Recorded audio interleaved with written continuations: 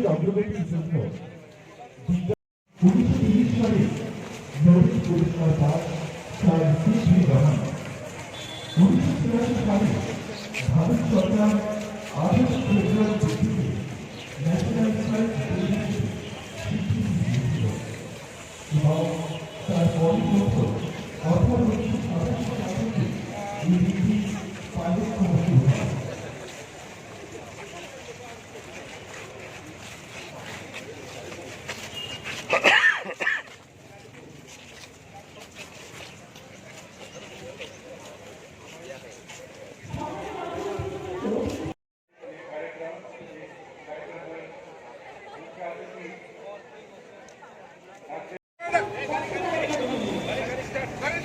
Hello, hello, hello, hello.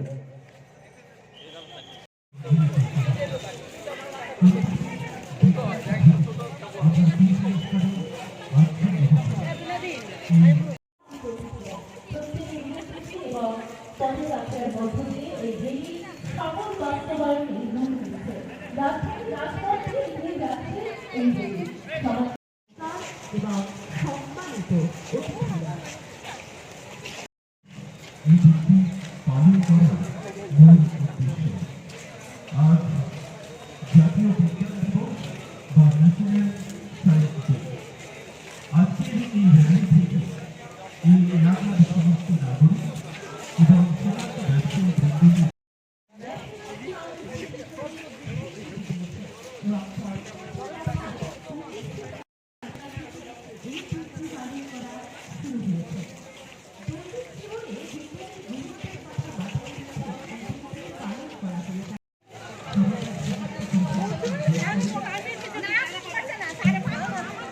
Line যাবে করতে থেকে দিয়ে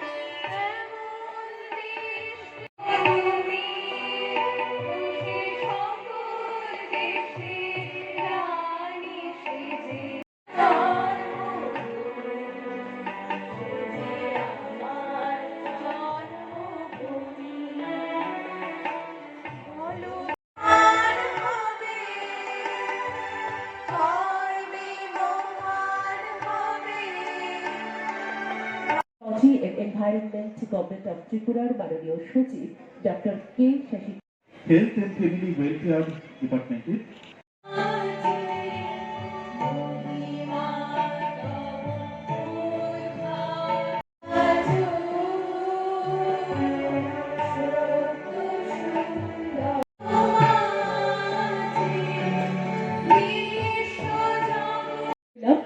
মার্চ ফর সায়েন্স র্যালির জন্য। তবে তার আগে আমরা এই উদ্বোধনী অনুষ্ঠানটাকে শেষ করব।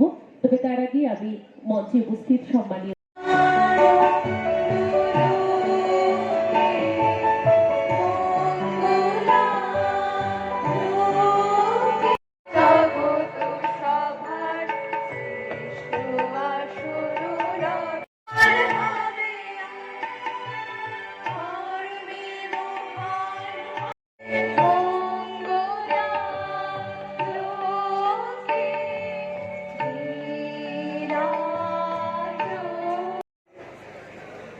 আমাদের জাতীয় বিজ্ঞান ও প্রযুক্তিবিদ্যা যোগাযোগ আয়োগ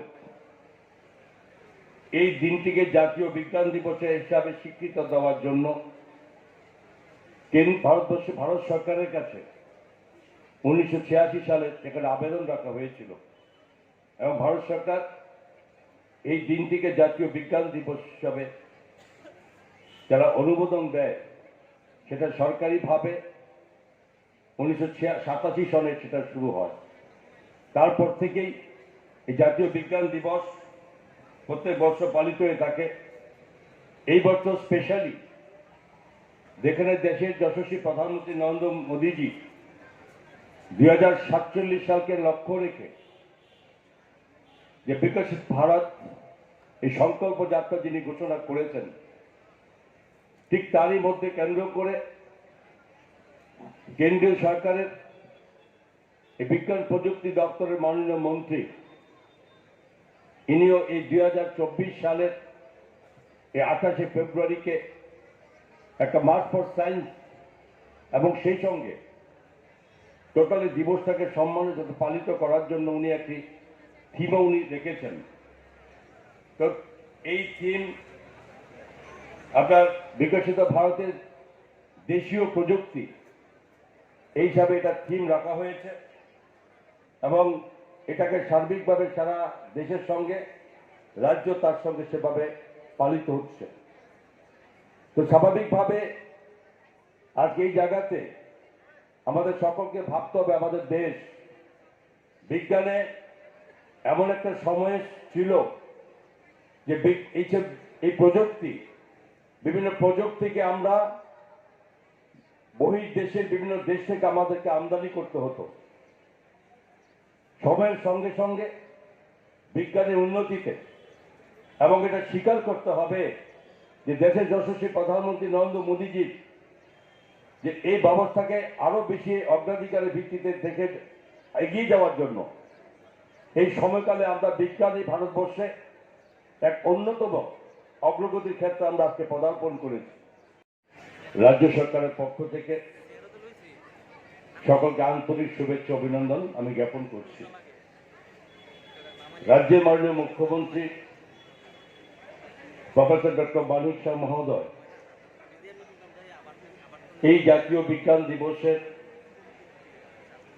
তিনি সূচনা করার কথা ছিল, কিন্তু বিশেষ এক জরুরি কাজে গতকাল সন্ধ্যায় উনি চলে যাওয়ার কারণে হয়তো আজকে আমাকে এখানে আসতে হয়েছে এবং আমি আয়োজকদের অনেক অনেক ধন্যবাদ। এবং সবচেয়ে বড় কথা যে জীবনের প্রতিটি ক্ষেত্রে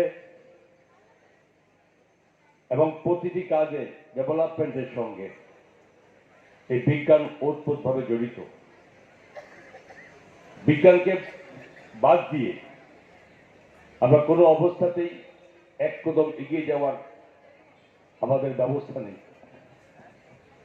এবং এই জাতীয় দিবস 28শে ফেব্রুয়ারি, যেখানে 1928 সালে আমাদের ভারতের প্রখ্যাত পদার্থ বিজ্ঞানী স্যার চন্দ্রশেখর ভেঙ্কট রামনজি, যিনি রামন এফেক্ট আবিষ্কার করেছিলেন এবং তার জন্য 1930 সালে স্যার সিভি রামনজিকে নোবেল পুরস্কারে ভূষিত করা হয়েছে।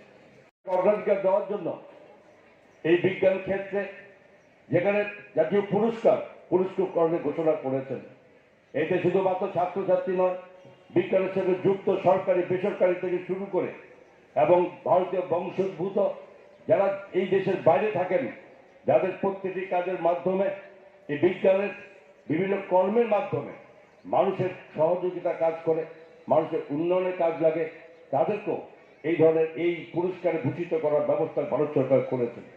তা আমি আজকের এই দিনে আপনাদের রাজ্যের প্রত্যেকটি যারা আজকে উপস্থিত হয়েছেন এই মার্চ ফর সায়েন্সের উপলক্ষে এবং যারা এক্সিবিশন যেখানে এনেছে বিভিন্নভাবে, তাদের সকলের আমি সুফল কামনা করি এবং এই science of technology, government of Tripura এবং হেলথ ডিপার্টমেন্ট তাদের যৌথ উদ্যোগের এই জাতীয় বিজ্ঞান দিবসকে পালন করার যে উদ্যোগ নিয়েছে যাতে সাকসেসফুল সেই কথা বলে এবং আমি আবারও আমার রাজ্য সরকারের পক্ষ থেকে আমি সকলকে হার্দিক অভিনন্দন এবং এই বিজ্ঞান যাতে এগিয়ে যায়, এই দেশ আগামী দিনে শ্রেষ্ঠ ভারত হবে।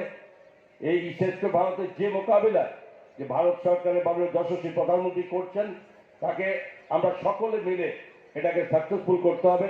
সেই সঙ্গে রাজ্যের মাননীয় মুখ্যমন্ত্রী প্রফেসর ডক্টর মানিক শাহ যে এক ত্রিপুরা শ্রেষ্ঠ ত্রিপুরা করার লক্ষ্যে এগিয়ে চলেছেন, তার সকলের সহযোগিতা, সকলের ইচ্ছা, আন্তরিকতা এবং বিজ্ঞানের অগ্রগতিকে এগিয়ে দিয়েই সেটা সম্পূর্ণ হবে। তাই সকলকে ধন্যবাদ জানার কথা।